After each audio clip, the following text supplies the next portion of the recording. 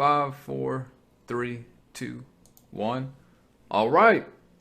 Tonight joined with. Hello out there. I can see the movie is not over. Even though there's no reason to do Mako, I will do Mako. I'd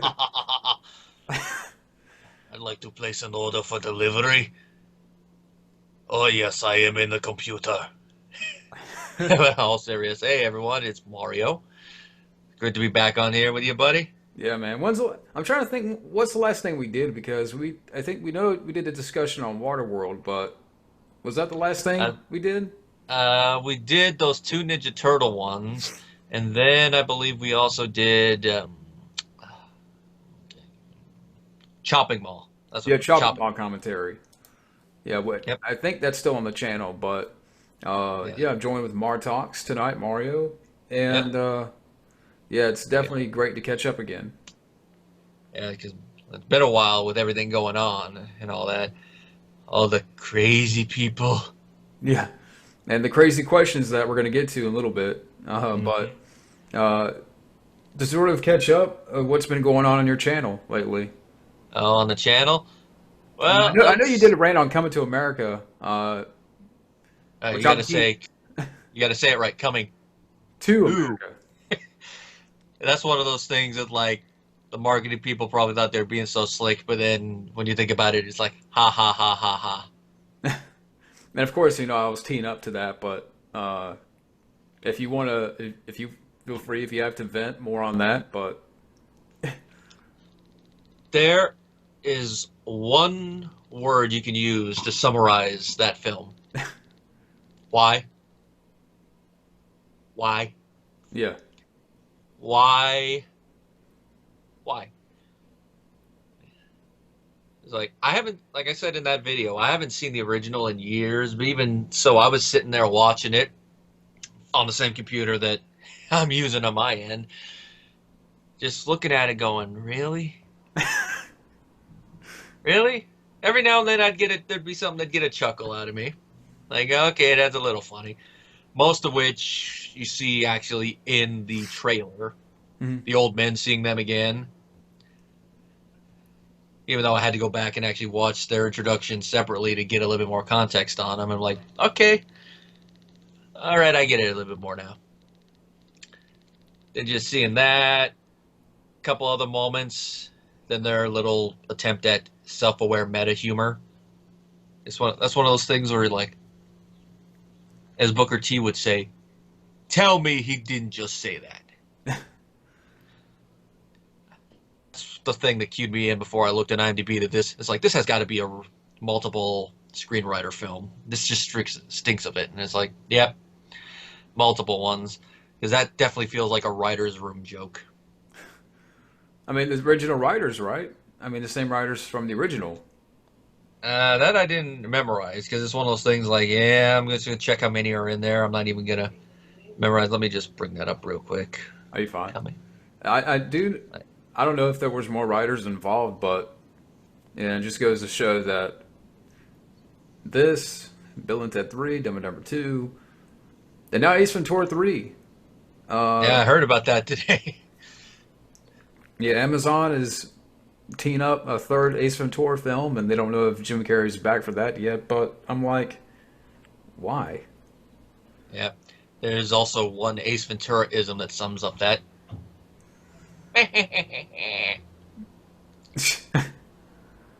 But I didn't watch Coming to America, or I'm sorry, To America. I gotta. Yeah. Yeah, it's like I said in the video, like an overly long SNL sketch that never wants to end. Down to a Wakanda joke. And that's why I don't watch SNL nowadays because I've seen clips and I'm like, I'm not laughing. This is not funny. It's kind of the whole thing. Like the people behind these skits, what have you, they find it more funnier than the actual audience that they're shooting for. Or some of the stuff Vince finds funny. Yeah, that's kind of, yeah, same analogy. Yeah, Vince McMahon. Everyone, what's funnier than necrophilia, pal? Everyone else, should we tell him? Don't tell him. Don't tell him. Do you think that's what's wrong with comedies now? Comedy sequels that come back is I mean, do you think that's a part of it?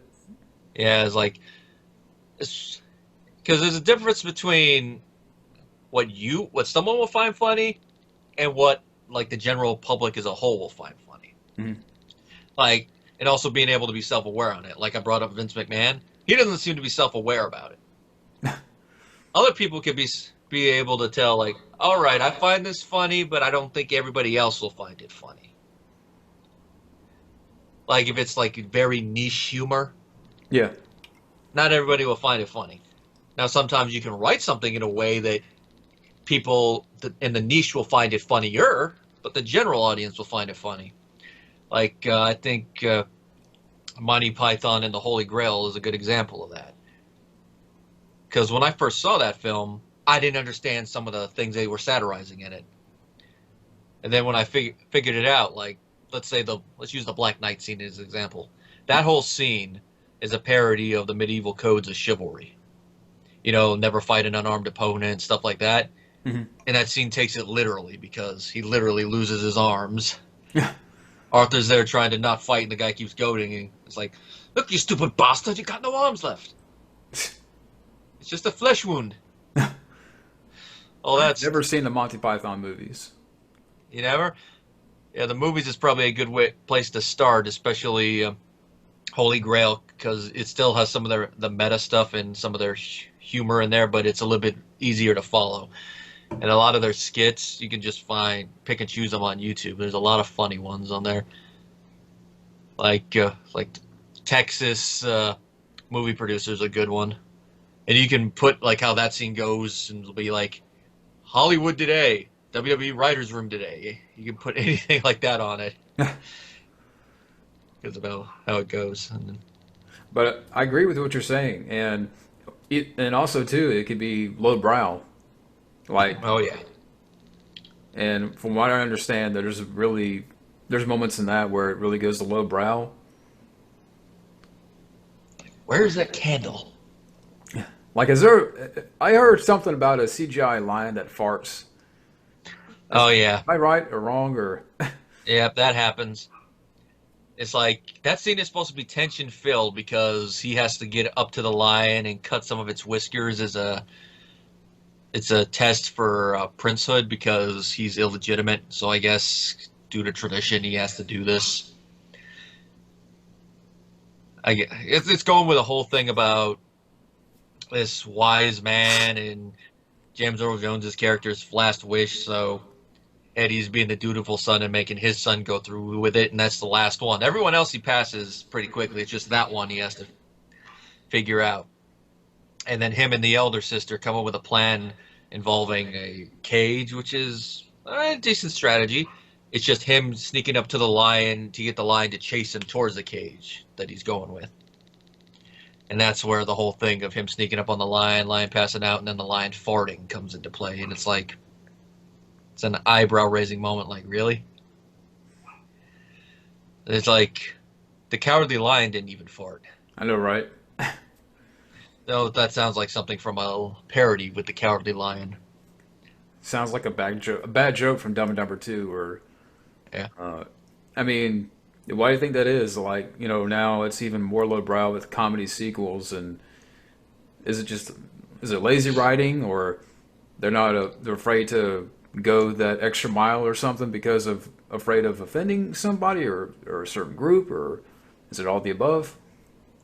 Bad writing, definitely. Probably them thinking, oh, this will be funny, this will get a laugh.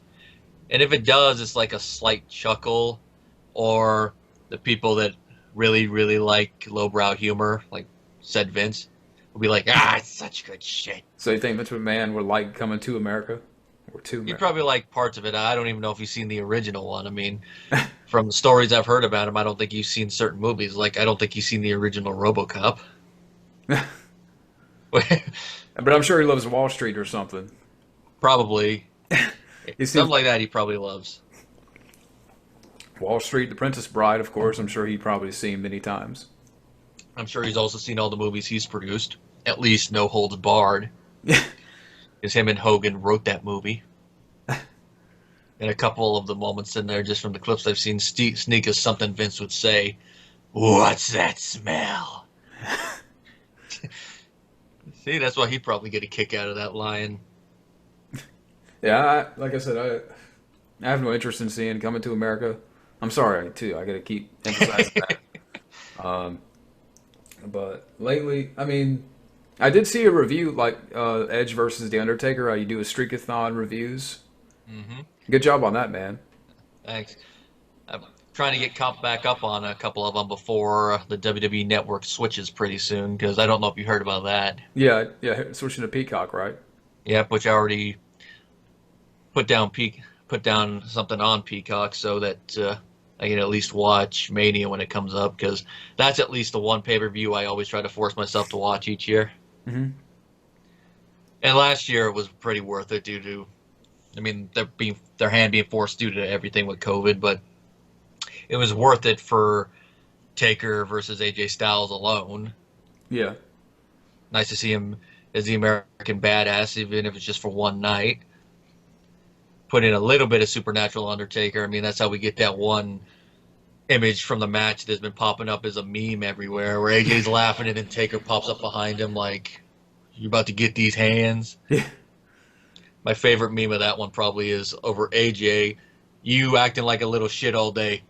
Under Overtaker, your dad coming home from work. Yeah, I saw the. I think there was one I posted on Instagram or something with Grandpa Joe from Willy Wonka. Yeah, Yeah, that's a you know, good one the too. government's right behind. Oh Yeah. man, Or you could Photoshop anyone over AJ like for that one, like Joker getting a bunch of money from a guy who didn't like him, the IRS. but I would. Well, and we'll get to some questions in a second. But what are your thoughts on this year's WrestleMania? Any matches that interest you? I'd have to look at the card because I haven't really been watching Raw or SmackDown a lot lately. I've been keeping up with it through some of the wrestling groups I'm in and a couple podcasts. The world title matches look like they might be interesting because Bobby Lashley is holding the WWE title right now, so whoever he wrestles, it should be at least interesting from an in-ring standpoint. And it's finally them using him right instead of having him be like, my sisters, posing evotically, weirdly, and then the whole Lana Rusev cuckold thing. Yeah, I haven't watched lately, but I've heard some matches that are, I think, like Edge and Roman Reigns or something like that. Oh yeah, that one should be good too. Even when you get past the basic joke about it being the Battle of the Spears, it's the continuation of Edge's comeback story. Roman finally being used right as a heel, as the whole tribal chief. Hmm. It's like no matter who wins in that match, the match should be fun to watch. And supposedly there's going to be like a little bit of a crowd there too. Yep, they're finally doing what AEW has been doing and actually having a select amount of people in the audience, spreading them apart. In fact, I actually got an email yesterday saying tickets for both nights were going on sale. Okay. Is that because that's one thing they seem to do? They seem to send emails out for like the big pay-per-views when they start going on sale, Mania, SummerSlam. You thinking about going or something? If I was able to get the day off, maybe, and I hadn't already gone to Chicago this year. Next year, with them doing it in Texas, I'm debating whether I will go or not. I know the following year, when they do it out here in LA, that's definitely going to be a yes. You could cross something off the wrestling fan bucket list, because so far on the bucket list, it's been, all right, attend an event. I crossed that off the list a couple years ago when I went to an NXT house show, which that was fun. Got to see Shinsuke Nakamura, got to see Samoa Joe. He didn't wrestle, but it was still nice to see him. One, attend a pay-per-view 2 years ago. I crossed that off the list with AEW's first event, which just since they have to do Double or Nothing another year in Florida, I just refunded the ticket that I bought when they were going to do it last year. So I was like, I won't let it roll over another year just in case. And now the big one, now there's only a couple left. Let's see, attend a WrestleMania. Attend a New Japan show in Japan, which that one probably won't happen for a while. But that one's at least nice to be on that list. And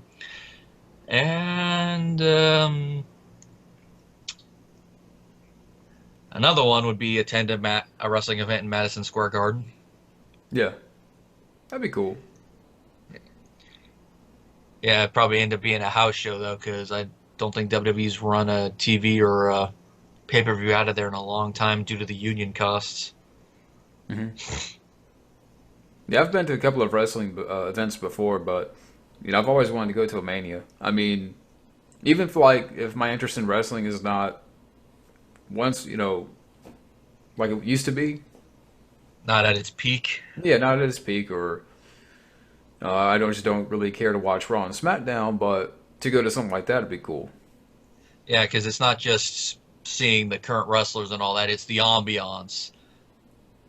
Exactly. It, everything. It's the matches in the ring, but it's also the whole thing they build around it now, which is really started to pop up in the last decade, where they make it the whole weekend thing, especially now because when everything was normal, they would do NXT on Saturday, they would do the Mania on Sunday, and then on Monday they do the Raw. So it's that whole weekend vibe thing, building a convention thing around it.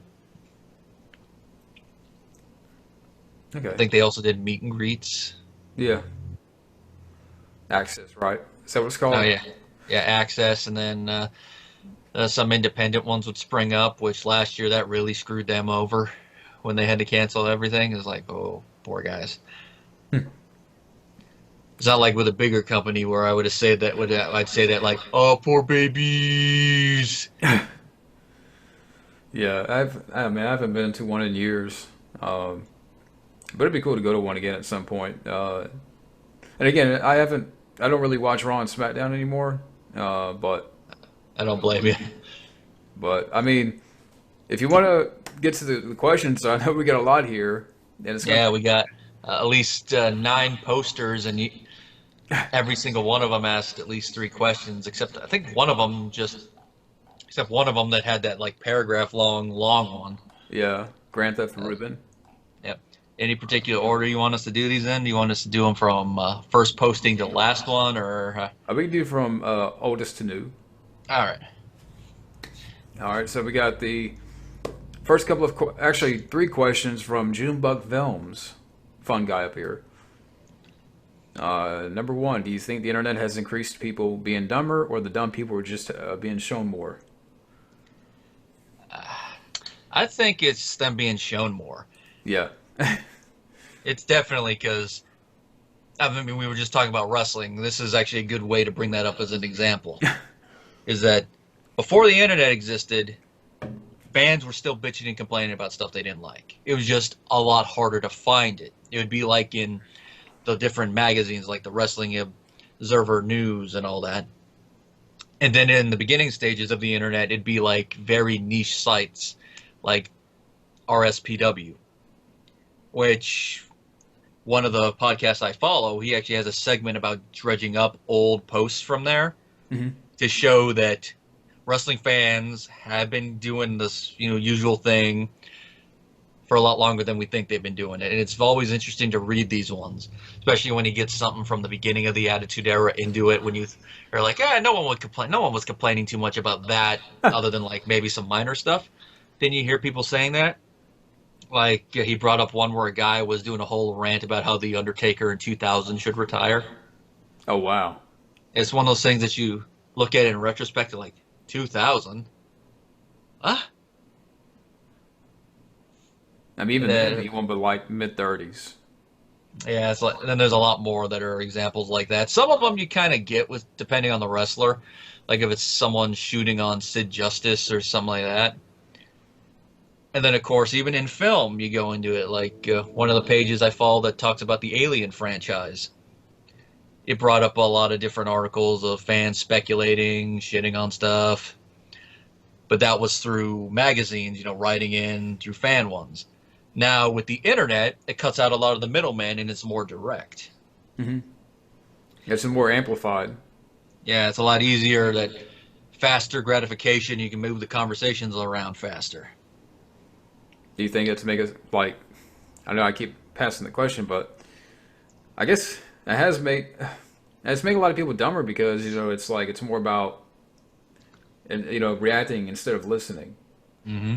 And then you have those who go too far that push and push and push, and then the death threats come, and Yeah, which is one of the things I hate about this fandom, the My Hero Academia fandom.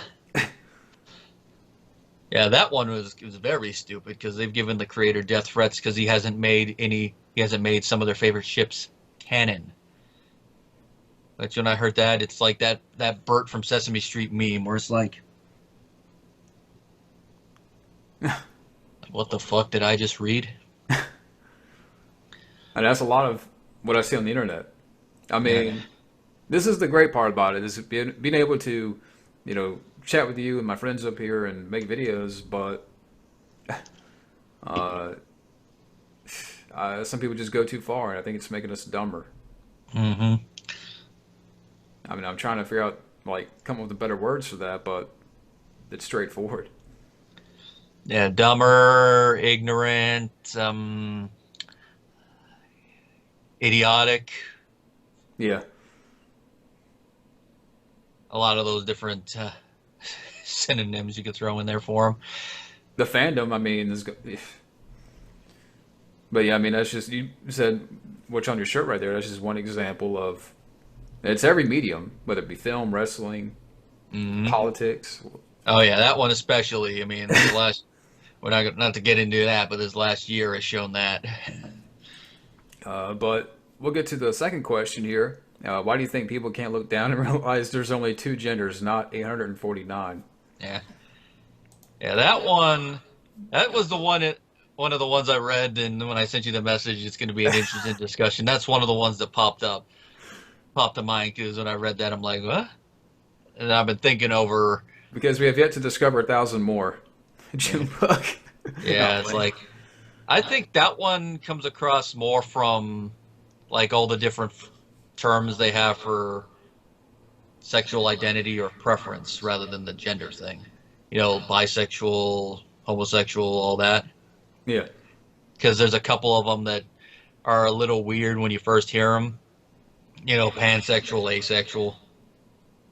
And when you read what it means, it's like, okay, I kind of get it. Like, asexual means you really, when someone describes themselves as that, it means that they don't really feel any sexual attraction to anyone. Which it's weird, but I can kind of get it. Sometimes a person just doesn't feel that way about anyone else. Mhm. Probably just how they're hardwired. I mean, we're all, I mean, to use a computer analogy, we're all programmed different. Yeah. Like, just someone randomly is going to be like that. But And I the know where pan, he's coming from. But yeah, yeah, I get where he's coming from a little bit too. I think it kind of connects back to his first question. It's like it's with the ones that take it from a militant standpoint that kind of ruin it. yeah, You know, exactly. that the ones that spawn that meme. Did you just assume my gender? Or then they want you to think that way and, um, be inclusive, but you think another way, then we're excluding you. Yeah, it's like it kind of ties into one thing about the transgender community that kind of annoys me a little bit, and that is that they say if you wouldn't, like, let's say if you wouldn't date a transgender person, regardless of the gender involved on your end or what they're transitioning from to, just in but for an example, let's say this guy person he's talking with is a male to female transgender. Let's say just in principle you just wouldn't date them at all. They take that as bigotry, some of them, which I'm like, really? It's like they take it as an insult, I guess. Hmm. But like, if it's now if you're upfront with them about if both parties are upfront about everything, it's like, I don't see the issue there. Now I think part of why they take it that way is from the whole surprise I'm transgender thing. Yeah, theatrics. Uh, yeah, like we see it played out in a dozen shows and all that. Like I think in that episode of Family Guy where Quagmire's dad transitioned, they did a joke on it after Brian found out and he was in the shower deep cleaning himself. Yeah. I haven't seen that Like one. right before Quagmire came in and kicked his ass. I just found that one recently. Like, where is he? Where is he? Where's the son of a bitch? And he pulls him out from the bed and kicks his ass. And then, of course, Brian has the last word in it. I fucked your dad. Slam the door. But he's got another question. Kinda, Oh, you still? Okay, you have more to say? no, it's at that point. It's like kind of hard for Quagmire to fight back after that point. Man, I haven't seen any Family Guy in some time. But the last question from Junebug: What do you think about Sean Cunningham being the Stifler in the Friday 13th lawsuit, making sure that he wins the lawsuit rather than just writing Victor a check to end it? Yeah, yeah. I've heard a few things off and on about that one. Yeah, the whole lawsuit thing. When I first heard there was a lawsuit going on, I'm like, what the hell? Lawsuit? Well, I'm a little bit sketchy on that. Like, I mean, I don't know the whole story. Like, yeah. From what I've heard, it's Victor Miller suing, I guess, whoever currently holds the copyrights, because I guess now it's Cunningham, Paramount, and some other things. I guess New Line's no longer in the picture now. Which, if that's true, it's like, really? You guys are pulling an 89 Paramount now? All right. So I guess Paramount, like, we want the Friday the 13th money now. Now that the controversy's all gone. We no longer have the heat for it. But it's Victor Miller, I guess, wanting a piece of the control pie or some of the franchise pie because he wrote the screenplay for the original film. Which, from what I understand about that, he was hired to write a screenplay. Like, I guess they already had a vague idea about it. I mean, Cunningham is the one that came up with the name Friday the 13th, and there's that whole story about him putting out that one ad in a paper without a screenplay even being written, just the, coming soon, Friday the 13th. Yeah. Yeah, I wasn't fully aware of the story. I mean, yeah, I've heard about the lawsuit, but I was kind of in the clouds with the details, I guess. Yeah. That's his question is the first thing I heard about, I guess, Cunningham holding it up and not wanting to pay Victor money. So it's like, what kind of royalties would Victor be owed if he was hired to write the screenplay? Because I'm not even sure the whole thing about how royalties are dished out to the screenwriters in general anyway. It's probably very kabuki-ish. And again, all Hollywood accounting is kabuki-ish. I mean, I always bring it up whenever I'm reviewing a movie and bring up the whole budget and gross ratio that according to Hollywood accounting, your film has to gross double the budget before it breaks even.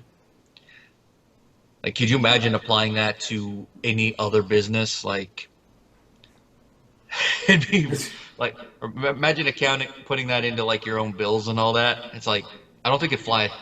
Yeah. But with Hollywood, it's just like that. Then again, there's always the stories about them moving numbers around, cooking the books to make sure films never gross a profit on paper so they don't have to dish out certain royalties. I can believe that. Yeah, so it's probably something related to that, where I guess Miller thinks he's owed money. And it's not film related, but it is still in the whole industry. There is kind of a few precedents, I guess, for someone being hired like this to sue and be successful.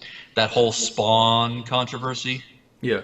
With the characters of Angela and all that, where the guy sued McFarlane, and there was that whole back and forth. McFarlane said he was a writer for hire and all that, and McFarlane lost, so the guy got Angela, and now Angela's with, I think it's Angelina or whatever, the red-haired one, Angel Valkyrie lady, Yeah. and now she's with Marvel. Okay. Which is kind of an interesting jump that you go from Spawn's universe to the Marvel universe. Someone in the far reaches of the web is probably going to go, Spawn versus Thor confirmed. I know someone's gonna read that the wrong way. Yeah. Or they'll probably go, I've seen enough hentai to know where this is going. But yeah, with a precedent like that, I could kind of see why Victor decided to file the lawsuit. And with how old Cunningham is and when he started in the business, I can also see why he'd be a little hesitant to cut the check to him, even though it, in the long run, it ends up screwing over the most important people in this conversation, the fans, Exactly. the ones who pay them. And of course, it goes without saying that it's a very, very convenient that all this pipes up right when the video game is pulling in a lot of money for the franchise. Hmm. Which, of course, was the time when one of my tributes started getting a lot of views. That Tommy Jarvis one I did to Poison Well. Yeah. That's I don't think actually, I've seen that one yet. I think that's the. I'll send a link in a bit. I think that's the most viewed tribute on the tribute channel, or one of them. Hmm. I know before it was the. It's still in the neck and neck with it, but I know that Fly one I did with the Doctor Who song is still up there. And I still get comments on that one where people get thrown by the song choice at first, but then they see it and they're like, "Oh, it works." I mean, I haven't made a video tribute in a while. Yeah, it's because of the weird little thing involving YouTube and copyright. Yeah, that's why I've avoided that. Making those. Yeah, sometimes it's just weird, like for the Star Wars anime openings I've done with the Galaxies of Adventure footage. No. The two of them are fine, but here's the thing: I've only used Naruto opening themes so far. The two that are up are fine. But the one I had that had the most views that they blocked worldwide, but it's still up in case the whole copyright thing changes like it has on a couple other videos. That one they block worldwide. The other one I edited afterwards, they blocked worldwide because of the song choice. But then it's like I ripped that song from YouTube from this video where it's still up. And that's not a channel associated with the anime at all. So how is this one okay, but this one's not? Double It's standard. like the whole thing with my video that I got taken down because of a piece of footage. It's like, so that's not fair use. Yet these other channels, which operate under fair use, they get to use footage with impunity, and there's nothing wrong. Hmm. That one, it's weird. But with anime, it's just weird because of Japan not having fair use, or at least the same way we have it. And I guess it also depends on the studio or something. It's weird. In subs, they can get away with it. Yeah, that's true. Because then the sponsors will probably be like, hey, Sony, let's have a talk.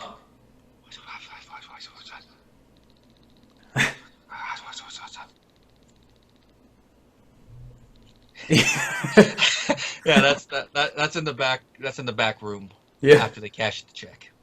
But thank you, Dreambug Films, for the questions, Ty. And now we got 3 questions from DJ Donnelly. Ooh, yeah, these ones. Question 1: What are some movies with the good that are? Wait, what are some movies with the good cast, but the movie turned out to be boring? Good cast, but movie turned out to be boring. Now, from that question, I'm gonna guess that by boring, it's like boring, boring. That's a good one. Maybe. I got to think about this one. Yeah, I gotta think I wish I too. had. Yeah, I wish I had my movies behind me to look at. I can't. No, Alien is not boring. So, yeah, Yeah. that's all I have behind me. Although, Very opposite of boring. although you'd probably want to kill one person I know who didn't like it as much as Prometheus. Oh, jeez. Yeah, and then she watched him for the first time around the same time. I'm like, oh well, that's her. That's her prerogative. Boring. And I don't even know which cut she watched, so I can't even ask. Man, I'm trying to think. Yeah, because I could think of ones that had a good cast that were subpar, but with how they are, I wouldn't describe them as boring. Like Alien Covenant has a pretty good cast, but it's just not that good. Outside of personally thinking David's arc is fine, but can't say it's boring. Yeah, it's like a one film that I thought of, Knives Out. Like, that's a good cast. Like, a good cast. Jamie Lee Curtis, Don Johnson, Chris Evans, Daniel Craig, and I'm like, but I don't. It's not a film that really retains with me. I still haven't gotten around to watch it, but I've heard mixed things about it. Yeah. That's kind of like, well, funny thing. It's like we brought up earlier with the Snyder Cut. I've seen people that love it, and I see people that hate it, and then there's a few that are like middle of the road. Like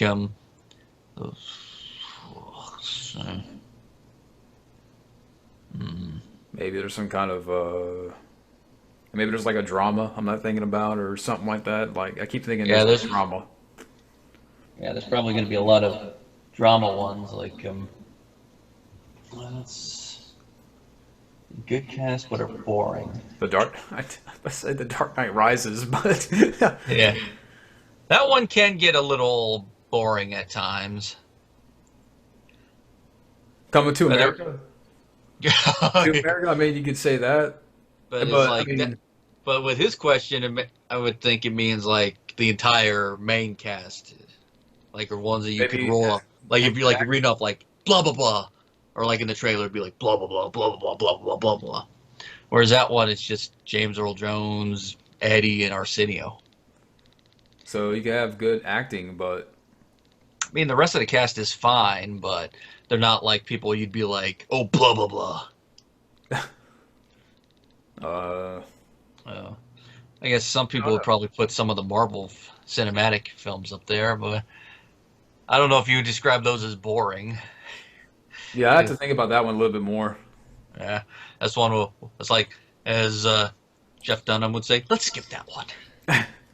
But question two: what are your thoughts on people who disrespect older cinema because it's old? It kind of ties into a question that we're going to get a little bit later by Sean Little. Yeah. Where are they? Exactly. Yeah, it's like it's for just because it's older, I think is pretty stupid. I mean, if you have individual complaints about a certain period in film history, like I know our buddy Mike has an issue with some parts of of what's considered the golden age, because I guess of the talking, if I remember right. Like don't remember if it's specifically a transatlantic accent, but it's I guess part of the acting style of the time. Yeah. Like if it's like that, you can get because it's part of the style. It's something you gotta get used to or be a fan of in order to get lost in it. And it also, I guess, depends on what part of the golden age you're looking at. Is it the early part of it, the later part of it, once they got more used to sound film? Yeah. Yeah, I or mean, like not being a fan of silent films, I can kind of get. Because that one, you really gotta invest yourself in the difference of the style and the fact that because it's all visual, the body language is more theatrical. I think people now are just more. They don't want to expand their horizons. Like they're more short-sighted, and because of film, if it's not from 2008 on, it's dismissed or it's thrown under the bus or pull the rug out from under this movie because it came out in 1987 or something. Or because it's in black and white. Black and white. That's another example. Which I can watch. Some black and white movies. I love the Three Stooges. I mean, I know they're short films, but that's just an example. Yeah. Yeah, the original King Kong in black and white, unless you somehow got that colorized VHS. Dracula. Yeah, but the original Dracula. Yeah. Yeah, the Wales Frankenstein films, basically the entire catalog of classic Universal monster movies. Let's see what else. Now, if he's talking about older cinema, I mean, is he referring to more back of that time period, or is he 70s cinema, 80s cinema, or I guess in general? Yeah, I think in general, like anything that would be considered old, like I see to a lot some, of classics. like to some people, this film might be considered old. To me, it's not. Yeah. I mean, it's older than, say, like of the Avengers, but it's not old. I'd rather watch that than the Avengers, to be honest. And now this is one I would consider an old film. The African Queen. That's an old film. It's in I've never seen color that. too, so I don't. It's been a while since I've seen it, so I can't really think of why anybody would want to just dismiss it just because it's an older film. Yeah. It's like The Wizard of Oz, you know? I mean, it's a Yeah, film that I've seen over and over again, and I still like the film. I mean, I respect yeah, the film, but I can't imagine like the average 19, 20-year-old now. I mean, they're not going to watch that. They know what it is, but they're not going to give yeah, it any chance or, whatever.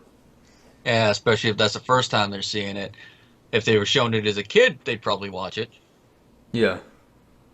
just to see how much it holds up. And of course, it makes me wonder just how many people who watch The Wizard of Oz now go back and read the book. I've never read the book, so Oh yeah, the books they got some dark moments in there. Like if you haven't seen it, watch James Rolfe's video about it. That pretty much shows you some of the stuff that was in there. It's why, like another older film example, Return to Oz. When I do. people were complaining about the darker tone, either now or when the film came out, it's like you didn't read the books, did you? There are moments in there consistent with that tone. But now that's hip. That's the cool thing. Yeah. Of Gotta course, be now darker. one part that's coming to mind, which is the Tin Woodman actually using that axe for a darker purpose. Nowadays, it'd be like like re-edit The Wizard of Oz as a horror film Yeah, with there's that a lot of that. smile. There's a lot of that. Like Mrs. Doubtfire, there was a horror trailer made for that. But I mean, I'm trying to. That's a If I, Doubtfire. There's another one people would probably disrespect. yeah, I'm trying. And then you got two like there's certain films they pick apart because of something they find offensive. And Yeah, yeah. There's only a few things in film I could think of where you could pick it apart for that reason, like the original Birth of a Nation. That one you can pick apart for that reason, because you look at it and go, this is so a KKK propaganda tool. It's not even funny. But you can still look at the filmmaking techniques they pioneered and be like, okay, I respect it for that, but yeah, but that's a great question though. I mean, yeah, that's one question that I can go on for like an hour and just really go like rant and vent about. yeah. You gotta get the examples of films people disrespect, and then look at what their complaints are. Yeah, and then we can tear Yeah, them apart. yeah. Like there's a lot of the common ones, like it's too slow. The effects Uh, are bad. yeah, It's that dated. one- that one I actually got the effects are bad. One that one I actually got a good counter for that. It was actually brought up on the Godzilla commentary for the original film, Hmm. and it's when you're talking about effects, unless you're talking about like how far effects have advanced. Like let's say like for Godzilla, you're comparing how the effects were done in the first film to say how they were done in Final Wars, like the evolution of them within this something like that. Yeah, It's always best to compare them to what else was being done at that time. yeah, Yeah, like okay, all right, that effect doesn't look that convincing from a modern lens, but how does it look compared to what else was being done? exactly. Yeah, look at that time period. Yeah, like if like was there better matting in a film of comparable budget? Like a good example of when I always talk about is 90 CG. There's still some 90 CG that holds up like the original Jurassic Park. Exactly. Yeah. I mean, there's a few moments where the computer shows a little bit, like during the chase, Hmm. like that initial scene where it breaks out in the rain with how that scene's lit. That still looks amazing. The Raptors still look good, but then when you look at some other ones made after it, you're like, okay, that's a little bit rough. Like we mentioned the name already. Spawn, Yeah, Spawn. That's a good example. Malboja, and Hell still look like shit. Or here's another one that's kind of in that that level, or maybe below that. But Mortal Kombat Annihilation, Oh yeah, a lot of animality. the moments there, the animality. You can say the second half of that movie is really bad, and Hmm. with CGI and much more. Yep. All because they rushed the film out because they were getting good feedback during the test screenings, and then they're like, "Oh, we'll release it as is." It's like, are you guys high? Finish the rendering before you rush it out. Yeah. Well, That's one of the things that are negative about test screenings. So sometimes they can do you some good, and other times, yeah. That's oh yeah, the CG in the Star Wars Special Edition, exactly. like the Jabba one. That one, like, ew. A lot of the other added moments that are not lit properly, like the ones in Empire. Those ones look pretty decent. I mean, you could tell they were added later. Pretty obvious because of how it's shot just a little bit differently. Hmm. Uh, see, what's another good '90s example that uses CG like that? Where it's bad, I mean, I don't know.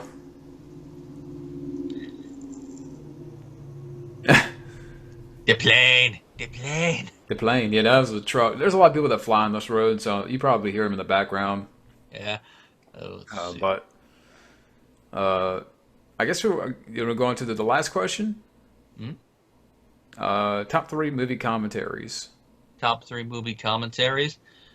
I like that Godzilla one I mentioned is pretty good. I mean, it's technically two commentaries for the price of one because he has a commentary on each cut. And it does give a lot of insightful things, but that's one you got to be in the right mindset to listen to or actually really be into film because it's one of those because it's one is a film historian that's written books about Godzilla, Hmm. and two it kind of is like a lecture about the history of all of it. But if you get into the right frame of mind and don't mind listening to that, it's very good, especially for all the info, some of which I had never heard before, like dubbing at that time being a sign of the studio's faith in a film, Yeah. which is like, all right, I could see it. And then talking about the whole process the film went through, some of the stuff he mentions on it, stuff people would know, like how they went about creating the film, where the funding originally came from, some of the famous stories, like when I think it was Subaraya and Honda were up in one of the tall buildings and looking over the scenery of Tokyo, and then they're talking about like, all right, when the film, all right, he's gonna come out there, he's gonna go smash through there, just because of how they were talking about it. Some people overheard him and like, are they planning a terrorist attack? They notify the police. The police stop them. Like, what are you two talking about with all that? And they had to explain it was for a monster movie. And it's like, oh. And then probably in the theater when that cop is watching, he's like, ah. I'm trying to think of I would say one of my favorites is The Big Trouble in Little China with Carpenter and Kurt Russell. Oh yeah, I still have to see that film, but that sounds like it'd be a fun commentary. That's a great commentary. Yeah, Anytime, I've listened to the one that he did with Roddy Piper on They Live. That's a good one. and I'm trying to think of other ones. I'm trying to because commentaries recently I haven't listened to a whole lot of commentaries. Um, I mean, there's another one. I know the one Arnold and Verhoeven did for Total Recall is pretty good. yeah, that one I think I've heard a little bit of. The one commentary for the Cable Guy where I think it was Jim Carrey, Jedi Patel, and Ben Stiller. That was fun. That does sound like it'd be a fun one. I don't know if it's a favorite, but that was fun to listen to. The commentary that was done on Friday the 13th Part 4, I remember being an interesting listen. Yeah, I'm trying to think of more. Like, damn, what am I not thinking of more? And it's like me, listening to them is more of a recent thing I've been starting to do. I need to do more. I need to Yeah. get better at that. I've only listened to part of it, but on the Freddy vs. Jason commentary where you got the director and then, you know, Robert Englund and then Ken? I believe his name? Oh, the guy who played Just Jason? Yeah, just from the few sound bites I've heard, it sounds like they got a good rapport in there, and they're giving out some interesting info about the making of it. So probably put that in the honorable mention. Yeah, I think it's more. That's I'm liking that boat too. Like, there's honorable mentions. I don't know if I could have a at top three at the moment. It's hard for me to really pick some ones. Yeah, yeah. The Empire Strikes Back one is decent, but that one's one of those ones that it feels like that they just had each person watch the film individually and then edited the stuff in at different points when someone made a good point about something that's going on the screen. It's like it's good for research when you're doing a video on it, but I wouldn't say it's one of the best commentaries. Yeah. Of course, we all know what Carrie Fisher's asking price for it was. All right, George, you give me a copy of the Star Wars Holiday Special, and I'll do it. Rest in peace, Carrie Fisher. I love the story about that. That when she would host parties and she wanted people to leave, she'd pop it down. Oh, for real? I never heard of that before. Yeah, it's like everyone like, oh, go. You're not leaving? No, I want to watch it. How else am I going to get a chance to watch it? Her in the background. Trying to think. It sounds like something she would do. Yeah, that's what I heard. That I'm like, that's so her from the stories I've heard. But thank you for the questions, DJ. Another great guy up here. Mm-hmm. We got two questions from. I'm trying to pronounce his name. Sorry if I botch it here. Ida. Now I'm not gonna. I'll try to. I don't know if I can pronounce his last name. You want to try to take a crack at it? Hold on, I'm actually bringing it up. I haven't had the thing up yet, so gotta wait for these. Okay. Let's see. Gonna go for. I'm putting it on newest first. Okay, we did John, DJ, Ida, Iwandari, I believe is how it's pronounced. And he has two questions for us. Question Number one: one. Do you like gore movies? Now, there's two ways you can take that question. One is the illegal variety, which of course is snuff films. But then again, not all snuff films involve gore. Some of them are just like. The other one, of course, and the way I'm assuming he means it, is films with a lot of blood and guts and violence and all that. Yeah. I would say yeah, but it's the asterisk of like, how well does it serve the film? Like, I think a good example would be Kill Bill Volume 1. There is a lot of gore in that final part of the film. A lot of blood. You see some guts going. And it definitely does serve the film because of how over the top it is. Probably a little bit too well, considering how they had to censor that part. Oh. Yes, I did. Okay, well, I need them bad. Sorry. Are you fine? I kind of, I mean, I keep thinking about the second question because it kind of ties into that one. But gore movies, I do like gore, but not like torture porn. Yeah. Like, I think it was I think it's Martyrs that fits into that definition of torture porn. Yeah, the Saw movies, Hostel. I think it's more the later Saw ones. Like that first one, it got the right balance. Yeah, I like the first Saw movie, and after that, it really got too much and too convenient in its twists. Yeah. But 2 kind of work. 3 is where it's like, okay, if this is the finale, I can go with it. Ends on a cliffhanger. Kind of funny because I watched that one first time with my friend Jeff. And the guy who kills him is named Jeff. But yeah, it's like after that, it's like, why? I guess it depends on the movie, right? Yeah. Then again, probably horror fans are probably still asking that in the 80s too. Like, really? They're making another Friday the 13th? Really? Another Nightmare on Elm Street? How many Child's Plays we getting again? Yeah. So I guess Like- it depends on the movie. I mean, it depends on, who directed, who wrote it, who, the cast. Is the gore covering up for a substandard plot? Yeah, exactly. Yeah, because I'm sure there's a lot of those lower budget horror films, especially in the 80s, that they made up for the lack of good plot with excessive gore, Yeah, or that's they just threw it in there for shock value. Like, I'm trying to remember what's the name of. Trying to remember which film. Oh, I don't remember what it is. Mutilator. yeah. That one scene with the one hand hook. The scene Effrey showed me, and it's like, I'm not even a woman, and that hurts. I've never seen the Mutilator, but I've heard about it.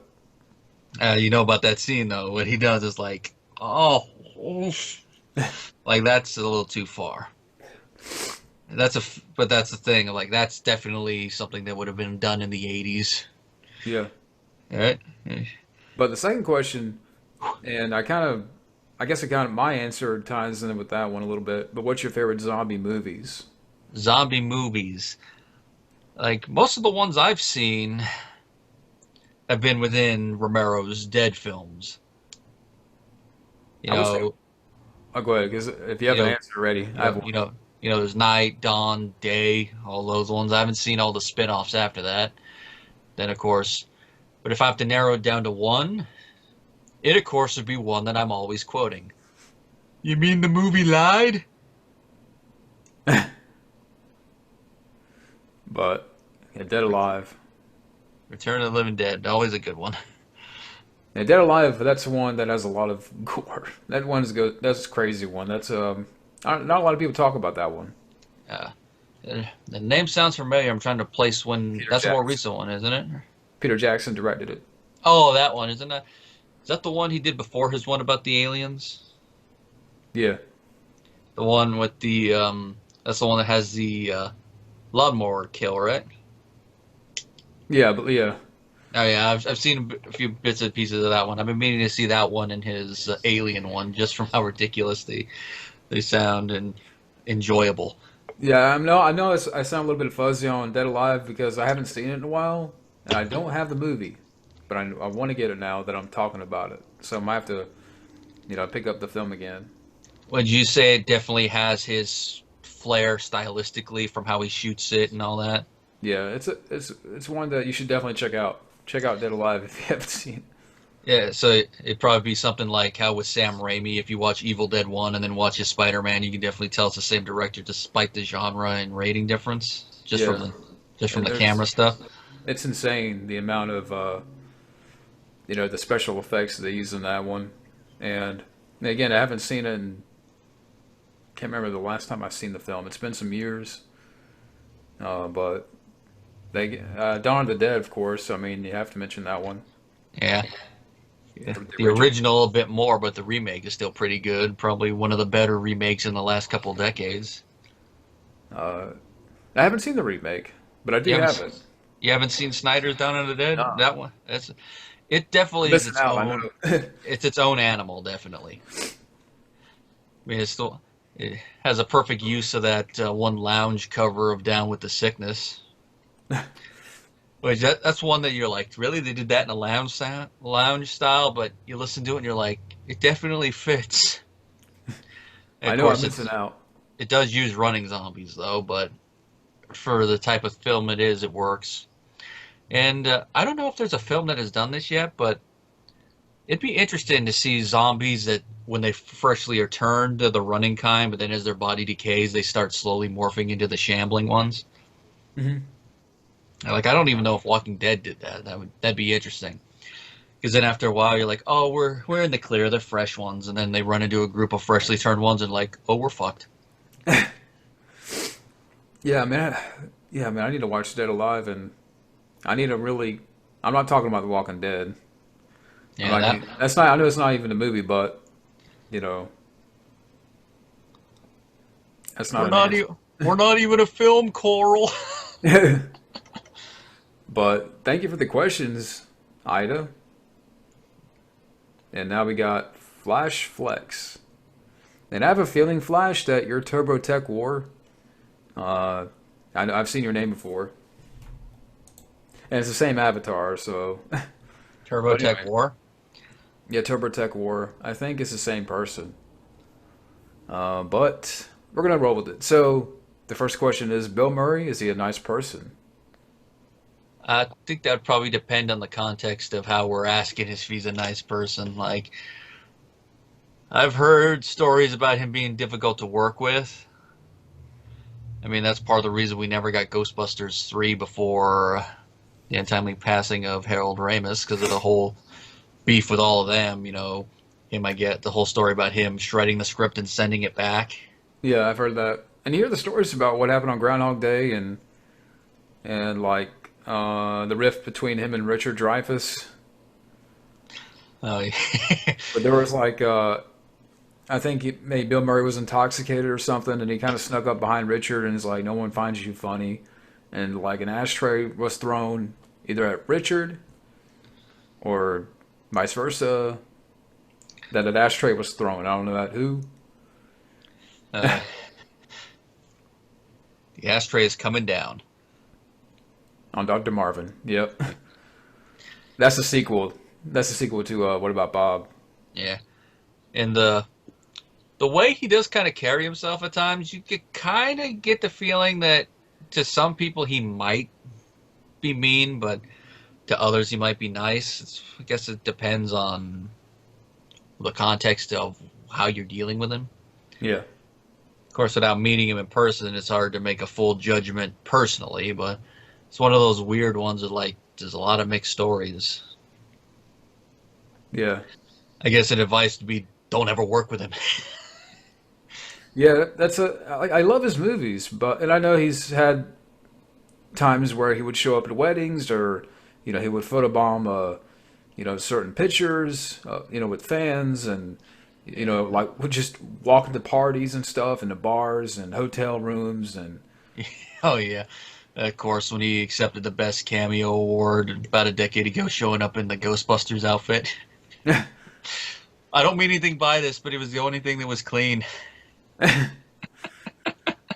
Man, I still like. I mean, as acting wise, movie wise, yeah, Bill Murray's made some good movies. As a person, though, I mean, I is he a nice person? I haven't met Bill Murray in person, but I don't know, just all of the stories from what you hear on Groundhog Day, and uh, directors that like Richard Donner hated working with Bill Murray.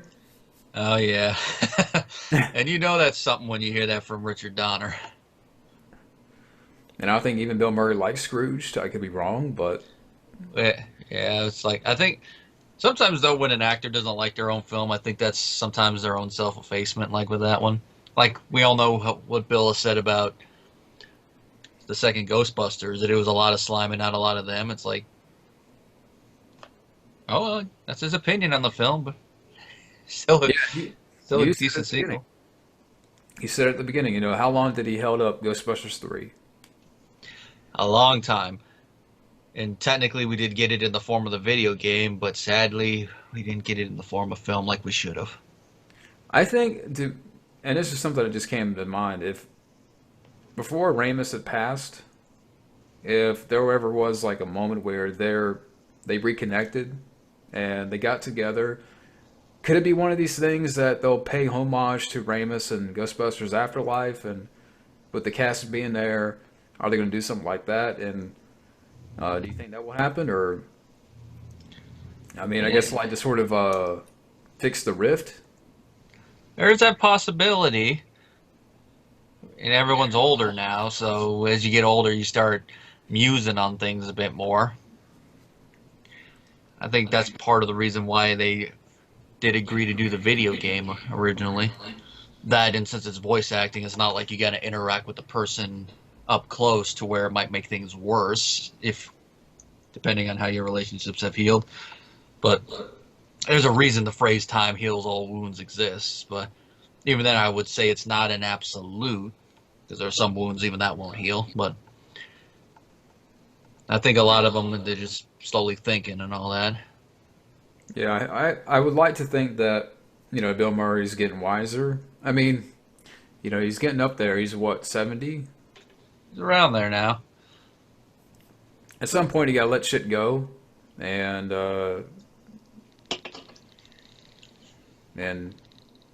at some point you have to stop, let go of the whatever it is you're holding on to. Let it go, and this house will be clear. But it's a great question. And question number 2, what are your thoughts on the upcoming live action reboot of Powerpuff Girls? The main characters would be grown up and sad about their lives. I seen the cast. And I'm like, why? Yeah. Just from the concept alone, Nutter Raleigh did it. Yeah, the whole concept of them being grown up. Blinky, Chris Nutter Raleigh, he already did a fan film of that. But he did a proper one. He didn't make them all sad about their lives. I didn't even know about that. What does he mean Yeah. by sad about their lives? I'm going to guess probably mopey. One of them maybe emo. Oh, this is like CW material. Yeah. Like, best, like, the way I could think about it is Powerpuff Girls if done by Tim Burton. Then I'm going to take a hard pass. Yeah, that's one of those things, like, really? Did we really need to do this? Doing a live-action version of Powerpuff Girls Z would be a better idea. Where you take the basic concept and make it even more over the top. To be honest with you, I wasn't even really big into Powerpuff Girls when it was on back. I mean, Cartoon Network, I was watching Dexter's Laboratory more, but I was more of a Nickelodeon head, so I mean, Yeah. I didn't really watch a lot of those shows until we got it in 2002, and then it was mainly the reruns. yeah. Yeah, I would usually I preferred watching like their anime blocks, Dragon Ball and all that, but I would watch like Courage the Cowardly Dog, the things I do for love. Yeah, Courage, Johnny Bravo. I mean, I watched that occasionally. I watched Samurai Jack occasionally. I didn't really get fully into that one until they did their last season a couple years ago, where they made it even darker, but in the good way. see, I never seen Samurai Jack. I remember it, but I've never like saw an episode. Yeah, it has some Whoa. good moments. Is that Samurai? Who was that in the back? Was that? Thought I heard like a car or something. Yeah, that must have been a car from the road. And there goes another one, but softer. Maybe it's Bill Murray. Hey, he's driving up. Where is he? Where's the son of a bitch? These two are talking about me. And then it ended up like a giant chicken fight. He's fighting me, and he's in his Ghostbuster outfit. Yeah. I don't know, even better, he's dressed as Stay Puft. Yeah. But yeah. Bill Murray, Stay Puft outfit. Gimme. Nah, but yeah, it's the Powerpuff Girls reboot. See, we're going off on these tangents because we don't want to talk about that. It's like I said earlier about the sequel. Why? Why? We all know the reason why. It's all about the money. The Monday. Probably the sponsor money more than anything else. Huh? I give it. How many episodes do you give it? I give it, at least from a production standpoint, probably 1 season, 2 if they can push it. How many will air? If the first season fails, probably at least a couple episodes will air. And again, with how long a lot of the other shows have gone, I wouldn't surprise me if they air the whole show. Yeah. Which, of course, is a shame, because then especially when you read about other shows that didn't get a chance to even get all their shows aired, even though they were already in the can. It's mainly sitcoms that happens with, funny enough. There you have it. And the last question from Flash Flex. What are your thoughts about the crazy conspiracy theory that Bill Hicks and Alex Jones are the same person? Okay, I'm loosely familiar with Alex Jones, but who the hell is Bill Hicks? He's a stand-up comedian from the 90s.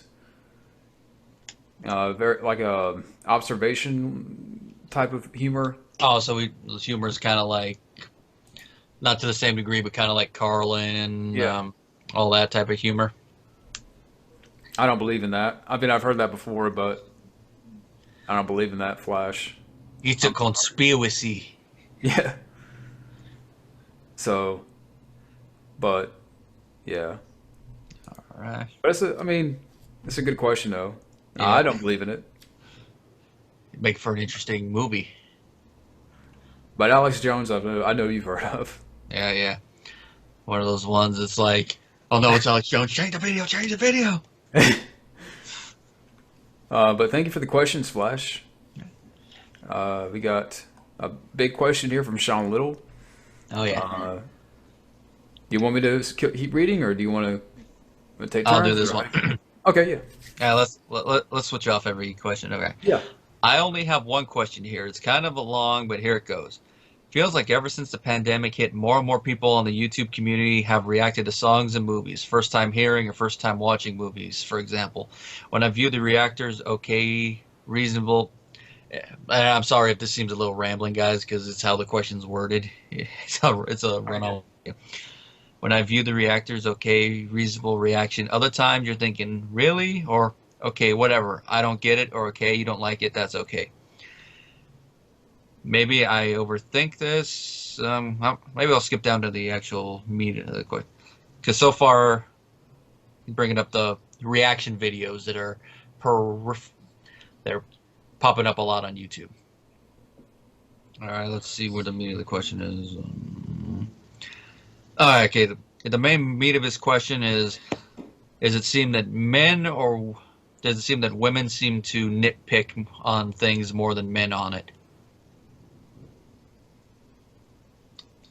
When it comes to these reaction videos. I think it could go either way. Yeah. Because I think in general, a lot of, I mean, I've seen those videos that he's talking about, like first time watching Jaws or Back to the Future or Alien, and, it's cut down to 20 minutes, which I don't know how they can get away with because we were talking about this earlier. Yeah, it's like those lucky bastards. Probably if they were putting up the whole movie, they'd probably get them pulled. And some of them, they'll be like, okay, I'm enjoying this throughout, and, okay, I'm entertained, and at the end, it was okay. It was an okay watch. It's all right. It's like, okay, which is it? Did you enjoy it, or do you find it, I'm like, that's the audience today. Yeah, one of the few ones for a movie I've watched was the guy's first reaction to Blazing Saddles. Okay, now you got to send me a link. I gotta find it again. It was the guy was black, so that's when I saw him. Like, ooh, this should be interesting. He did not get offended, thankfully. He was laughing about a lot of it because even though they use the N-word and some other stuff in that movie, it's making fun of Westerns and it's making fun of racists. Yeah. I mean, the guys who are obviously racists are the bad guys, so that should tell you right away. I mean, like Lyle is the secondary antagonist, and he's the first one that drops an N-bomb in that movie. And then they quickly throw it back at him when he asks them to sing a work song, and he's thinking something like Camptown Races, and they start singing a soul song. But, yeah, a lot of those videos I've seen, I'm like, okay, they can get away with that, but we can't show clips, we can't, post any footage. Probably the sponsor, like earlier, like, hey, don't pull it. But I mean, why do you think? I keep saying today's audiences, but it is like today's audiences, the early 20-somethings, mid 20-somethings that watch these movies. The younger millennials and Gen Zers. Yeah. That's another little side tangent right there you could get on, is people throwing around the phrases boomer and millennial too much. Yeah. And I know we're part of that sort of that term. I understand that, but at least we can expand our horizons. Yeah. That we can watch older movies and we can say, this is great directing, this is great writing, great acting. It's not just movies from the 70s and 80s, but even before that. Not dismissing the older ones just because they're old, like we talked about earlier. Yeah. But now it's like, they don't want to give these movies a shot. They can, say, I enjoy this, I enjoy that, but at the end of the day, when it's all said and done, it was okay, it was all right. It's kind of like, okay, again. I think some of it is them trying to play it safe, depending on what the movie is. Mm. Like, let's bring up another channel that gets away with all that. One that started good, but then has gone downhill a lot. CinemaSins. Yeah. Oh, don't get me started. Don't get me. You know When that what? channel, yeah, when that channel started, it was actually funny because he was pointing out either legit logical flaws in the story, Hmm. or pointing out like errors in the filmmaking, like you see the string here or something like that. Stuff that a little nitpicky when it goes on that end, but funny ones. Like let's say you did one on TMNT, the '90s one. The crew member is obviously visible behind the turtles. The guy Oh, with yeah, the I hat. heard that, yeah. Something like that would be a sin. Now, a lot of the times when he's like doing a newer film, he'll get super nitpicky about stuff. Like his Hobbit ones. Like, really? You're still bringing up the fucking Eagles? But then when he goes back and reviews a classic, does a classic one like Jaws. Now he already knows if he does that same approach with those ones, he's going to get shit on. So part of the joke he does with that one now is that he'll find reasons to take sins off. Yeah. And every time it's a classic one, that happens. So Yeah. it's like, that's the gag now. A little bit I've seen of Cinema Sins, and I'm like, I'm good. I Yeah. mean, but I mean, it's a great question though, because I think a lot of people today are so nitpicky and uh, Yeah. Which, another, that leads to another thing, actually. I don't think that's the only thing that will bring it up, is that a lot of today's audiences want everything laid out for them. Everything. yeah, And if that's actually exactly, yeah, that's part of the reason that I'm very, very particular when I hear someone yell the phrase plot hole. Because I've noticed a lot of times, like if you're going on IMDb under like oof section and a thing saying plot hole will pop up. A lot of times when I've seen that, I'm like, really? You think that's a plot hole? Because it's something that whoever put it there, just felt wasn't explained outright. That is probably not explained intentionally because they want you to think. yeah. And everything has to be Now, explained. if it like, and even sometimes if it's something that could be a plot hole, like Citizen Kane, something that was actually pointed out to Orson Welles years later, like the whole thing that starts the whole plot of the movie, his last words being Rosebud. Like, Mr. Wells, how could it be told to the reporter that those were his final words when the butler wasn't even in the room when he died? And Wells was like, never bring that up again. But That's a good yeah, point. But with that, just because the butler was in the room when he actually died, wasn't in the room when he actually died, doesn't mean that was the last time the butler actually heard him say Rosebud. mhm. He could have said it while he was in the room before. We just weren't privy to that part of the conversation. Something like But that. That is a thing labeled as a plot hole. That's like, you think about it for a second, like, nah. Although there are probably some fans out there that would go, that's headcanon. That's another phrase I really hate. I think that phrase it's was not invented canon. by, I think that phrase was invented by some fans, more recent fans, to get around certain things with that. It's like, you don't really need to invent a phrase for it. Yeah, It's just weird. but I mean, yeah, that's another question where I can go and give a lot of examples. I mean, it's like real quick. I'll say this, but the Halloween, like the original, like, do we know? Oh, Did we yeah. need to know about Michael Myers? Did we really know? Needed to know his origin story or how he came to be the shape? Not really. Although, as like side things, it's always interesting to look at them. Like there've been like a couple different comic versions of it. One of them that I've seen, I haven't read it all the way, but I've seen a couple of shots from it. Like show that he had some issues before the night he killed his sister, and it's like, and Chris even did like a little fan film on that, but his is like him acting normal, then all of a sudden, just that night, for some weird reason, complete switch. Hmm.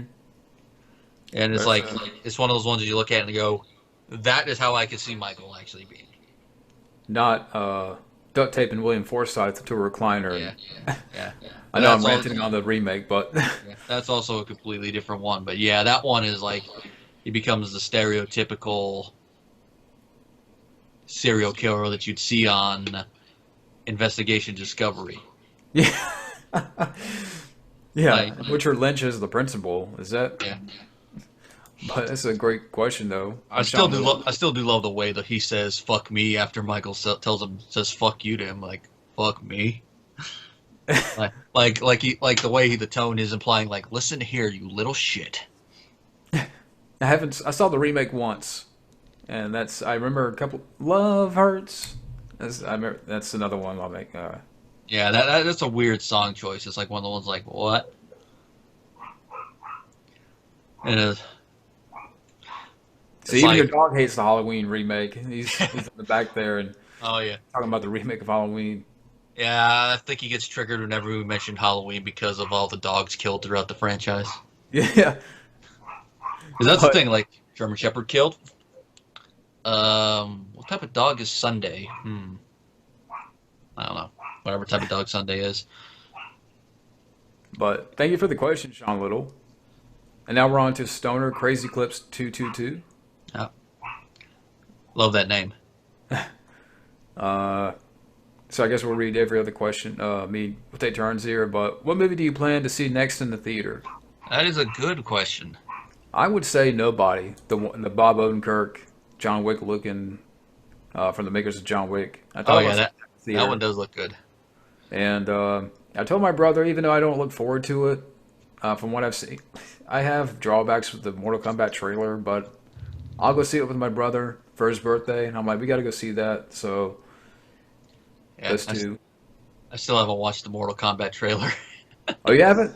No, I've seen the designs, and there are people already doing cosplays based on the new design. Like in one group, like in the Evil Ted foam group I'm in, someone actually showed their work on the Sub-Zero one. I'm like, nice.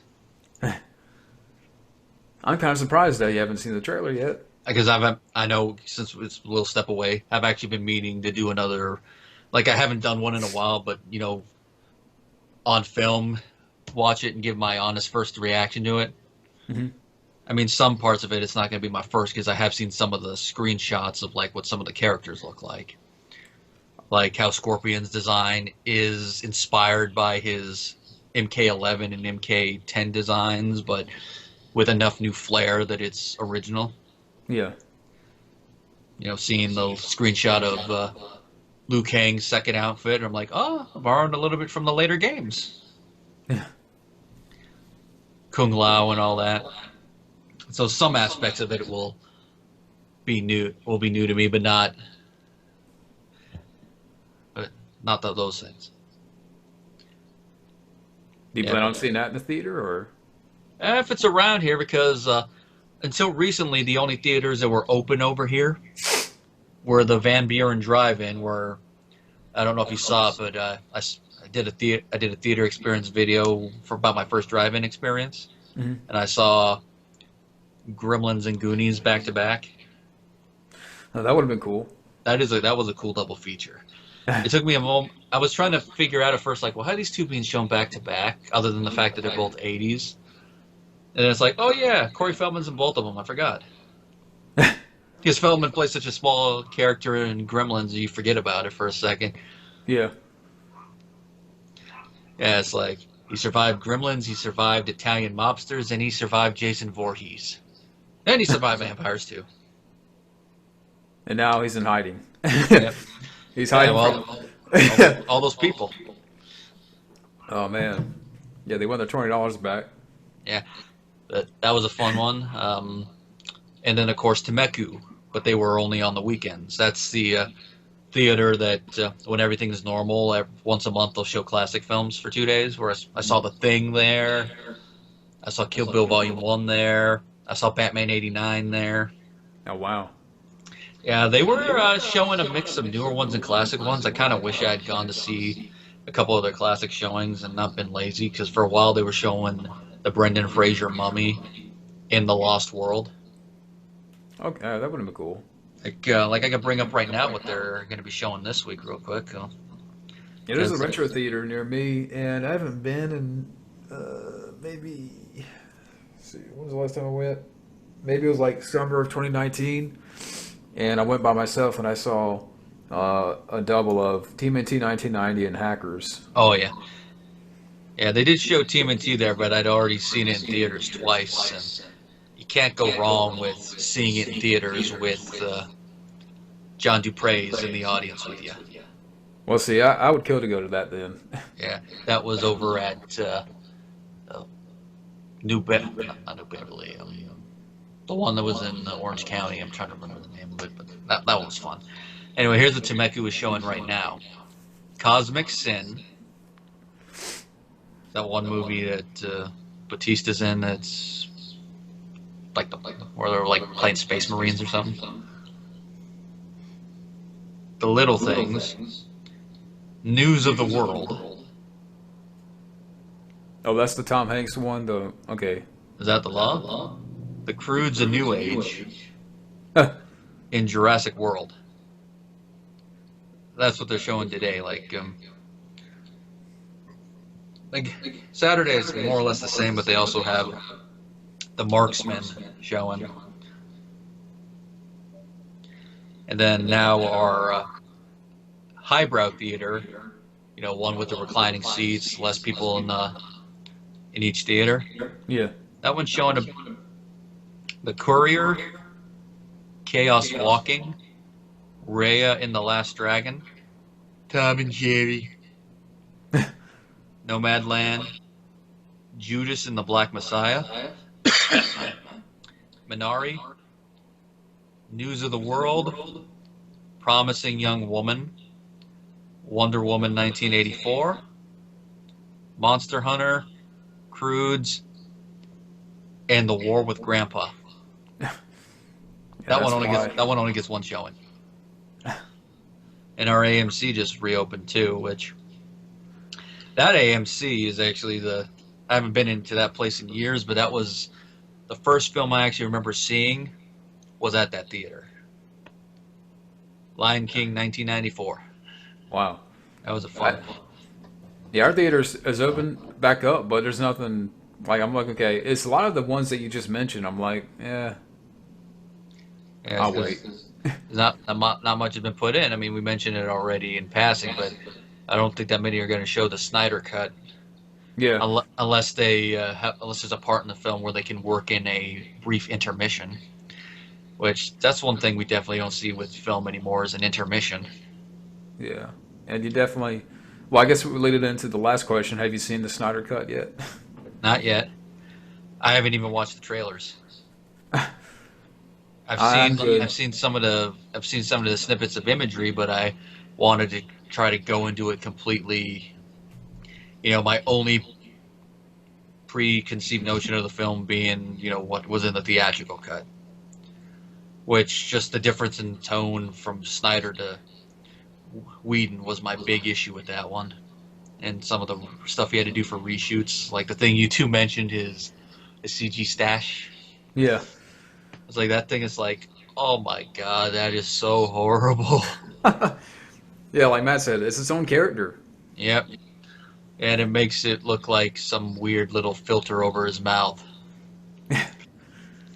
But I just wonder though, is Danny Elfman also composing the score for this one, or they bring someone new in? Did they get Zimmer back? is there anything that I mean, with Justice League, I guess did you even like that or? I thought that one was all right, but it's like the tone shift in between everything and some of the moments that I'm like, ugh. Like probably the one moment that really jumped out at me to like, okay, Whedon, you went too far there, was when it's in Superman's resurrection scene. Mm-hmm. After he does something to Batman and he drops him and Batman's on the ground, he's like, yes, definitely bleeding. Like a moment like that, I'm like, no. The audiences are bleeding now. Yeah, it's like, no. No, it's like, you did not just go there. You had a good setup there with Superman. He doesn't have his memories back, repeating the line to Batman that he said before because he can remember that part. It's like, all right, he's about to get fucked up, and then you kill it with the dropping for the comedic moment. And like that brings out that's like some of the issues with the MCU on steroids, Yeah. where the comedic timing feels off. It's like, eh. And Of then, course, there was some of the moments I did enjoy. Like I do like the sexual tension between Batman and Wonder Woman, yeah. which of course that is one of the few references in that series to the animated show that they did on Cartoon Network. Mhm. How they made them kind of a pseudo couple in the later seasons, but they never actually went the full way, partially due to the fact they already had a show set years later and the continuity that they'd have to think of a reason. Like, all right, how do we? Okay, they wouldn't be together there, but how would we explain the fact they're not together after the show? Yeah. What's Diana going to show up looking the same and be like, oh, by the way, this is our daughter? What? But I thought you were. Oh. Yeah, I didn't care for Justice League. I'll be honest. I mean, I said that in a previous video, but Yeah, I can see why. It's like there's so much stuff wrong with it. It's like with Warner Brothers there. It's like you guys didn't learn that well from your '90s films, did you? yeah. It's But it's like the opposite of. But that kind of goes with the excuse. Oh, it's the opposite of Marvel, and that's all it takes. yeah. It's like that one they tried. It's like they tried to. It's like they tried to copy Marvel too closely with rushing into the crossover films, and then they tried to copy Marvel with the tone, and it's like with a film you already had shot part of it, that's not going to work. Like I still haven't seen Shazam yet, but I've heard that it works a little bit better in that one. Yeah, And that I like that one. I think from one of the few clips I've seen and what I've heard, I think the reason there is partially due to the fact that the character is a kid and an adult body is a superhero. Mm-hmm. So that lighter tone definitely does work. Yeah, see that's done better. I mean, it's a better movie. But as far as the Snyder cut, I'm not gonna be watching that anytime soon. To be honest with you, You're gonna let others test the waters first. Yeah, go ahead. They can test. They can dive right into it if they want to. I'm not gonna put my toe in that. 5 minutes later, help me! I'm drowning. Yeah. Wait a minute. Why do I hear the Jaws theme? Dun-dun, dun-dun. CG shark with Yeah. Darkseid's head comes up. Dun-dun, dun-dun. No, but anyway, thank you for the questions though.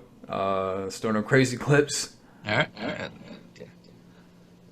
Grand Theft Ruben. I love that name too. All right, let's see. Number 1 on this one. Have you heard of Nightmare Ned? And then after that, he goes into describe what it was. Television series directed and produced by Donovan Cook, who before created the show Two Stupid Dogs, which is an aside, that's a name that jumps out at you. Two Stupid Dogs. It was based on a Disney Windows PC game of the same name and was released around the same time. And the show ran briefly in 1997, 12 half-hour episodes consisting of 2 segments, and it was canceled due to the episodes often running over budget. Never really got a chance to have an audience. And mentions like the premise revolving around a 10-year-old boy named Ned Niedermeyer, who was voiced by Cortland Mead, facing problems. Guess you have his parents played by Victoria Jackson and Brad Garrett.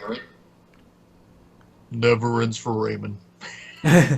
Why is the name Ned Niedermeyer like I remember it, but I don't remember the show. Like I'm still on IMDb, so let me bring that up real quick. When in doubt, IMDb. That's right. I put Nightmare instead. I guess my IMDb thought I was speaking with a German accent. Nightmare Ned. All right. Just looking at the animation, it's like I think I don't quite remember this one, but I think I might have seen it flipping channels. There's something about this animation that looks familiar. Like All right, there's so the I, like now you there's got. the I got to like, look. there's the Okay, main wait. character. Okay, it looks a little familiar.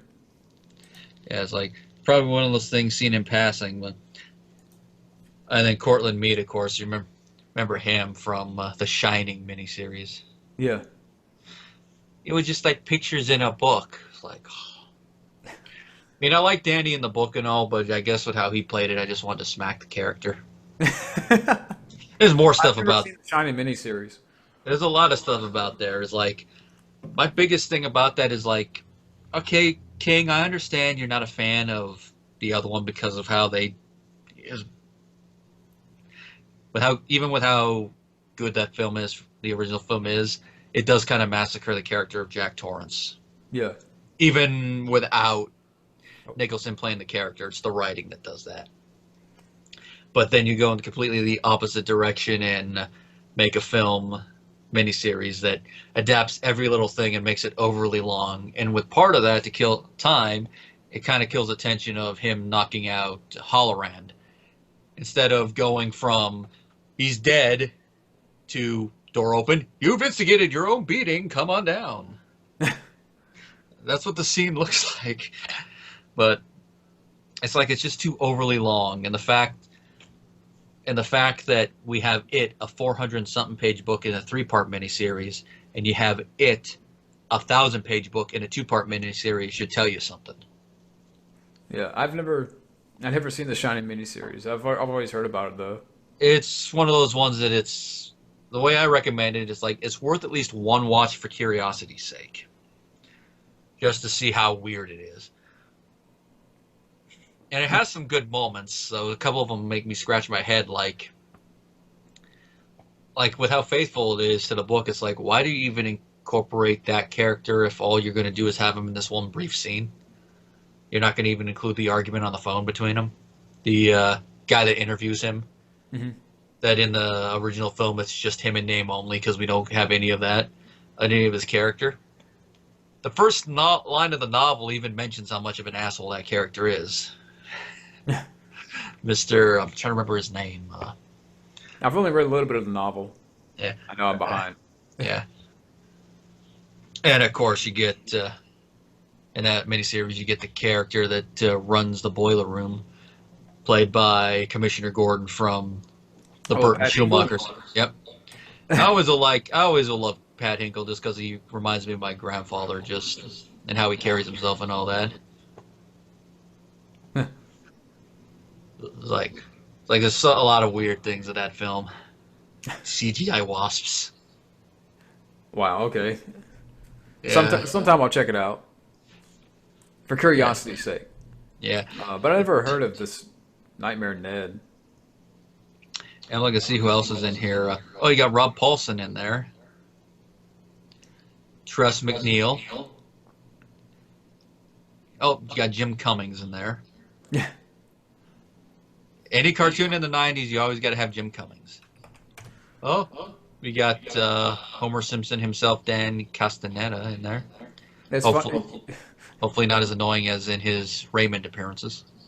You know something funny? I typed in Ned Niedermeyer on Google. Yeah? And Ned Ryerson popped up. Hmm. Just random search.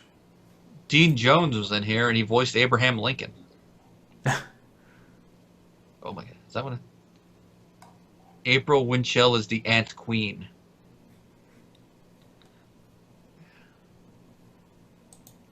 The opening theme and score for the series was composed by Steve Bartek, one of the founding members of Oingo Boingo. Nice to see that Danny wasn't the only member of that group who went into composing. And apparently the show debuted on Cortland Mead's 10th birthday. Oh, interesting. Happy birthday! Your show's getting canceled. And here's a funny thing. Here's what shows it recommends. You might also like PB&J Otter, which that one I do remember. Snorks, which is Hanna-Barbera. Let me talk. Let me type this in IMDb here. Beetlejuice. The Weekenders. Biker Mice from Mars. Eek the Cat. The Snookums. Oh yeah. Okay, I see right here. The the Snookum, Snookums and Meat. That's what it is. Snookums and Meat. which I don't remember. Marsupialami. 1993. Short Lo- lived. Lloyd in space. Okay, I remember that. Timon and Pumbaa. That was fun. Ned's Declassified School Survival Guide.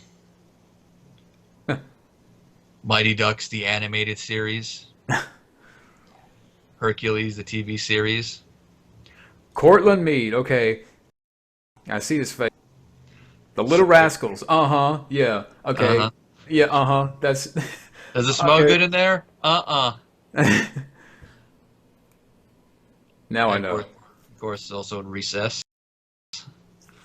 That's probably why it recommends Lloyd in space, because Cortland voiced in there. I wonder how much Gary got paid for this. Let's see, 1997. This would have been right During Everybody Loves Raymond. in the beginning, before the show really fully caught its steam, because it wasn't until the season I'm on now where it started to really pick up steam. Season 3. Yeah. And then at least with the fans and the TV slide, it wasn't hitting its critical stride, I think, until the next season, if I remember right. Mm-hmm. I only got the first 3 seasons. Oh yeah, I need to get the rest of them. you got some of my favorite Peter Boyle moments in those ones, like the whole ping pong episode. Oh yeah, I remember, that's a great one. Where they're playing ping pong in the basement. 2 serving nada, I'm ashamed to be his father. Oh man. But It does seem like an interesting show. Let's see, ABC and okay, if I remember right, I think Disney owns ABC now, right? yes. That would be an interesting show for them to put up on Disney Plus. I'd watch it. Yeah, I'll check it. Yeah, stuff like that. I really wish they start putting up on that. Now, like, I mean, right now they got some of their older movies up on there that I haven't seen, like the Applejack Gang and all that. Mm-hmm. I don't remember seeing Old Yeller all the way through. That's up there. Treasure Island's up there. Interesting. Like I know, like I heard that the movie they did based on By the Great Horn Spoon is up there. I heard though, I guess one part got edited, but I'm like, what? It's been years since I've seen that movie, so I don't remember what in that film could be like that. But it was made in the 70s when Disney did make things a little differently, so who knows what it is. And that one is actually under the Disney banner, so that's probably why they would do something.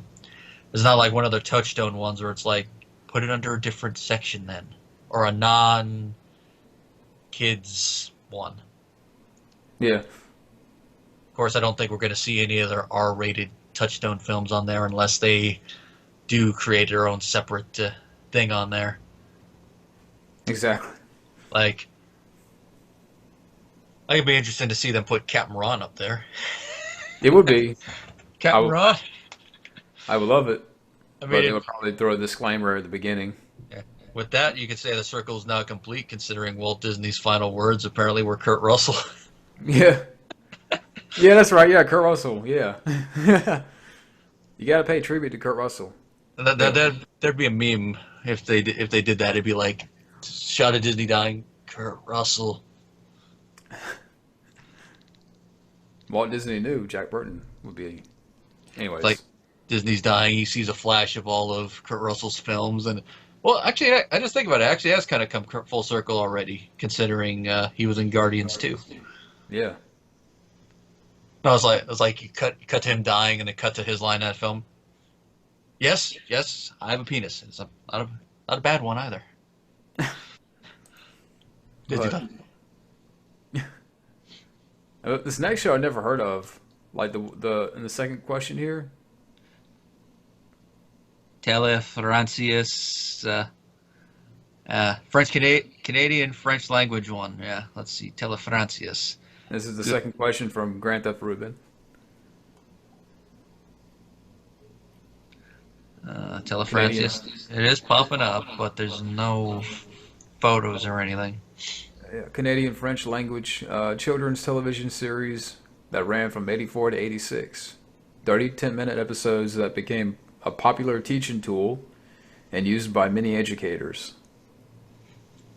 If I'm reading this description right, it seems like it'd be like a French take on stuff like Sesame Street and stuff like that. I wonder if like Matt Thomas has heard about this show before. Maybe. This would be interesting to watch. I mean, even if we can't find a version that has English translated subtitles, just to see like how they were doing it and try to figure out like, all right, what's this segment about? Yeah. Oh, it's a Stranger Danger one. 80s, so that'd probably be one of them. Matt Thomas, have you heard about, if you're watching, I know you're watching. Have you heard of the show? Let us know. Portmanteau for television and Francius, so. Oh yeah, that's a nice little name for a French television show.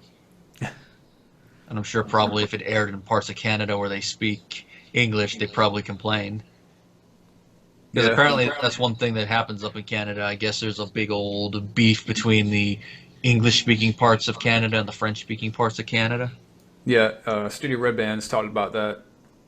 Yeah, like you go to the Quite French one, times. like, oh, you're one of those bad English speakers. Oh, and then of course, I wonder if they calm down when they find out you're not from Canada, or if they get even worse. Yeah. Oh, where are you from? Oh, you're from France? Oh, you think you can speak the language almost more snooty just because you're from where the language is from? I thumb my nose at you, good sir. But Have you ever heard of the unfinished Pinocchio film called The Adventures of Pinocchio? Italian film directed by Raul Verdini and Umberto Spano. Was both Italy's first animated movie and the first animated film adaptation of the Pinocchio novel. was that image of Pinocchio like some kind of foreign take on Pinocchio? And I was like, It was like a remake or some, I've seen like an image float around on the internet. I think the one that you're thinking of might be the one that they did in like the late 80s, early 90s, where it was when that company was starting to try to do like unofficial sequels to Disney movies, and they did that one that was a sequel to Snow White that they called Ever After. I don't Which know if that- that's it.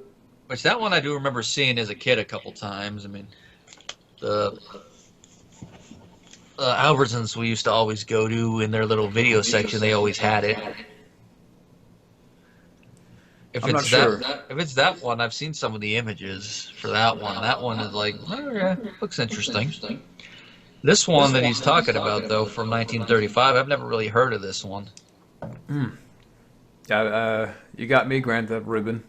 I want to look into this one now. I was like, it had an estimated budget of $1 million in Italian dollars, which even accounting for Italian dollars in the time period we're talking about, like, damn. That's a lot of money. I mean, they called Snow White Disney's folly. I can only imagine what the media, when they were listening about this in Italy, must have been saying. Then again, they might have ignored it because this was right before the beginnings of World War II, so there probably was a lot of other rumblings that they were paying attention to. Yeah. It says here technical problems put a damper on the production, and the company ran out of money to make it. Interesting. The co-director, Verdini, tried to complete it and convert it to color. It was unsuccessful, remains unfinished. Some people believe that what has been animated of the film still exists in the archives of the American Studies, but otherwise it's assumed to be lost. And all that's left are a few stills in the script. Let me Google that real quick. It's like Not a problem. Adventures of Pinocchio. Can't help going to that Geppetto voice when I say Pinocchio.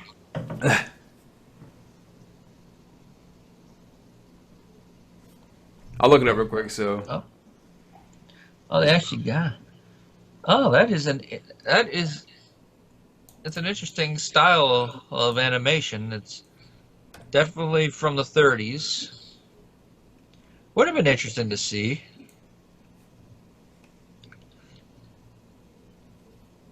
Makes me wonder how close to the novel it would have been. Because have you ever heard of how the novel's original ending went? no, I haven't. Pinocchio dies by hanging. Oh gosh. Makes me wonder just like was that tree related to him? I know, right? You probably hurt the tree. The tree has feelings. Mm-hmm. Well, they do feel, just not like that, unless you're an ox. Yeah. Oh man. Yeah, would have been a good film to see. Yeah, but it was cool to look up and do some, do a little bit digging on these movies here.